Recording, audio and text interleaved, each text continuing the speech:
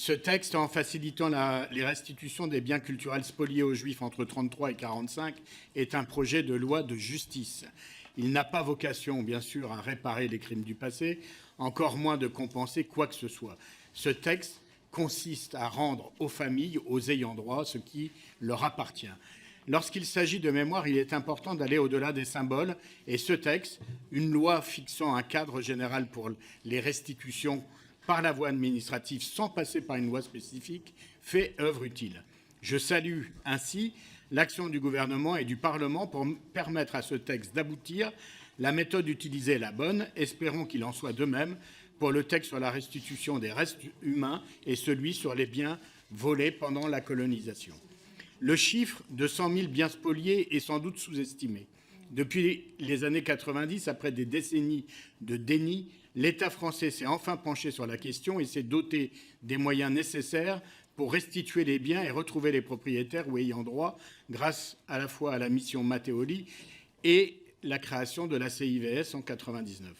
Cette question des moyens humains pour permettre une démarche proactive dans l'identification des œuvres, de leur histoire et retrouver à qui elles appartiennent est incontournable pour la pleine application des objectifs de ce texte. Nous espérons que l'État accompagnera ce dispositif de moyens renforcés et nous souhaitons pouvoir disposer de toutes les précisions réglementaires pour son application. Malheureusement, ce texte se conjugue également au présent. Et il serait une erreur de penser que tout cela appartient désormais au passé. Un candidat aux élections présidentielles qui a eu une tribune libre dans la presse et l'audiovisuel pendant des années a osé dire et écrire que Pétain avait sauvé les Juifs français.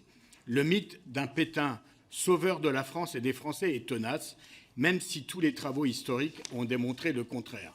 De même, ne sous-estimons pas la menace de ces groupes d'extrême droite qui défilent dans les rues avec des slogans fascistes et nostalgiques de Pétain.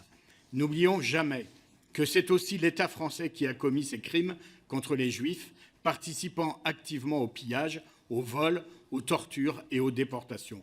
Nous nous inscrivons pleinement dans les mots de Jacques Chirac lors de son célèbre discours du Veldiv. « Mon parti ne connaît que trop bien le prix du combat contre le nazisme, le régime de Vichy et des collaborateurs dont certains prospérèrent politiquement après la guerre. » Et au moment où nous parlons beaucoup, et fort heureusement, de Manouchian, n'oublions pas que c'est la police française qui l'a arrêté, lui et ses collègues, et qui l'ont torturé. L'une des manières aussi de réparer les spoliations, c'est aussi de ne pas oublier cette période, les crimes commis et par qui, et surtout ne pas recréer les conditions d'un retour au pouvoir de leurs héritiers. Nous proposerons plusieurs amendements, notamment de coordination entre l'article 1 et 2, mais la ministre l'a évoqué, donc on en reparlera tout à l'heure, mais il nous semble pas possible de garder la formule autorité de fait, se disant gouvernement de l'État français, enlevé à l'article 1, maintenu à l'article 2. Ainsi, nous nous inscrivons dans les pas de nos collègues du Sénat, conscients de l'intérêt majeur de cette loi, intérêt pour la justice qu'elle représente tout d'abord, mais aussi intérêt historique. Notre vote sera bien évidemment favorable.